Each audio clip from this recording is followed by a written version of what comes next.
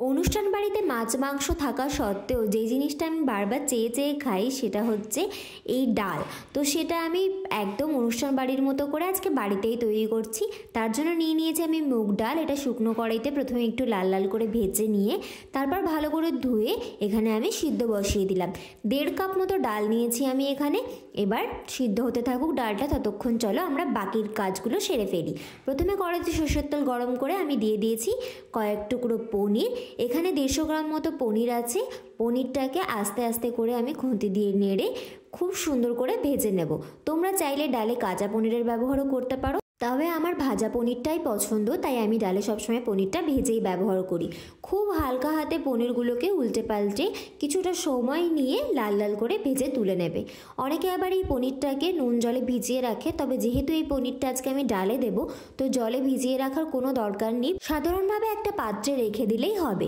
এই কড়াই দিয়ে আমি বাকি রান্নাটা সারবো, তাই প্রথমে আমি দিয়ে দিচ্ছি ছোটো ছোটো টুকরো করে কেটে রাখা গাজর, যেটাকে আমি হালকা করে ভেজে নেব। আর গাজরের সাইজটা খুব বেশি বড় করবে না, তাহলে কিন্তু গাজরটা কাঁচা থেকে যেতে পারে। এরপর আমি দিয়ে দেবো বিনস, আর সেটাকেও একটু ভালো করে ভেজে নেব। সব সবজি একটু ভাজা হয়ে গেলে তারপর শেষে দেবো ক্যাপসিকাম। ক্যাপসিকামটা দিয়ে বেশিক্ষণ ভাজবো না, 4 থেকে 5 মিনিট মতো ভাজবো। এর মধ্যে চাইলে তোমরা ফুলকপি আর কড়াইশুঁটিও দিতে পারো, তবে কড়াইশুঁটিটা আমি বাজারে পাইনি তাই আমি আর দিইনি।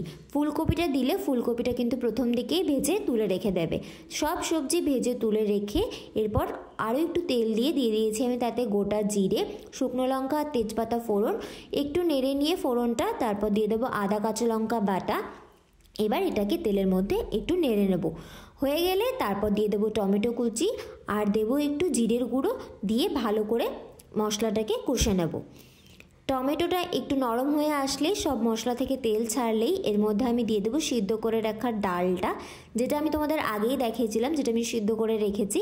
আর দিয়ে দেবো পরিমাণ মতো নুন আর হলুদ গুঁড়ো। অনেকে তেলের ওপরে হলুদটা দিতে পছন্দ করো, তারা মশলা কষানোর সময় হলুদটা দিয়ে দেবে। তারপর ডালটা ফুটে আসলে ভেজে রাখা সবজিগুলো এক এক করে আমি দিয়ে দেবো, আর সবজিগুলো দিয়ে একবার ভালো করে মিশিয়ে নেবে। দেখো সবজিগুলো দেওয়ার সাথে সাথেই ডালটা কত কালারফুল হয়ে গেল, তাই না? এর মধ্যে দিয়ে দেবো এবার ভেজে রাখা পনিরের টুকরোগুলো, আর তারপর দেবো কয়েকটা কাজু। তোমরা যদি বাড়িতে খুব সাধারণভাবে এটা রান্না করো, কাজু কিশমিশটা না দিয়েও করতে পারো, স্বাদের কিন্তু খুব একটা হেরফের হবে না। তারপর দিয়ে দেবো একটু ঘি, আর নামানোর আগে দেবো একটু গরম মশলা। এবার ডালটাকে একবার নেড়ে চেড়ে ভালো করে মিশিয়ে নেব, তাহলেই একদম অনুষ্ঠান বাড়ির মতো ভেজিটেবল ডাল কিন্তু তৈরি।